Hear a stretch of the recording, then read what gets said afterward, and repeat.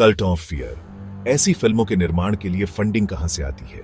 भारत की इतनी जनसंख्या गरीबी से जूझ रही है, कई नशे और अश्लीलता की लत में जल रहे हैं। स्मोकिंग, पान मसाला से होने वाले कैंसर के केस प्रतिवर्ष बढ़ते ही जा रहे हैं। तो ये जो फिल्में बनाने वाले हैं, उनका ध्यान यहां नहीं जाता है।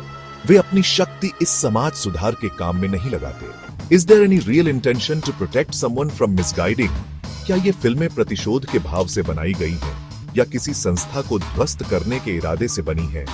या ये सब भारत की जनता को परोसकर अच्छा पैसा कमाकर भारतवासियों को संतों एवं धर्म के प्रति आस्था पर कुठाराघात करने के लिए बनाई जा रही है? आज हम बताएंगे आशाराम बापू द्वारा संचालित संस्था की असलियत, असली राज। यह एक बहुत ही देशभक्ति और धर्म में निष्ठा रखने वाली संस्था है।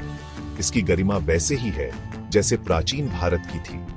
इसे मिटाने के प्रयास वैसे ही हैं जैसे मुगलों और अंग्रेजों ने किए थे। फिर सालों तक भारत को नष्ट करने के लिए कोशिशें की गईं। इसीलिए तो कभी कोई फिल्म, तो कभी झूठे केसों के जरिए इसकी छवि को धूमिल करने का भरसक प्रयास किया जा रहा है। जो फिल्म के निर्माता हैं, उनके पास केवल बयानबाजी ही क्यों है? उनके हाथ संस्था के वे लाइव वीडियो क्यों नहीं लगे, जो सच में दर्शाते हो कि यहां कुछ गलत हुआ था या हो रहा है? उनके पास इतनी हिम्मत क्यों नहीं कि वे दिखा ही दें कि यहां पर ऐसा क्या गलत चल रहा है? कुछ चीजें आश्रम में दुनिया की नजरों से छुपाकर ही होती हैं, तो उनके कैमरे की रोशनी वहां तक क्यों नहीं पहुंच पाती? या उन्होंने प्रयास किया और उन्हें आश्रम में हर समय साधना में लीन भक्त ही मिले? उन्होंने प्रयास किया और उन्हें महिलाओं और पुरुषों के अलग अलग बैठने भक्ति करने और यहां तक कि रहने की व्यवस्था भी अलग अलग ही मिली, ना कि वैसे जैसे आज का आधुनिक भटका हुआ समाज क्लबों में, पार्टियों में पाया जाता है। तो सवाल है कि जब असलियत बताने का ही उद्देश्य है, तो असलियत लोगों तक पहुंचाने में क्या हर्ज है?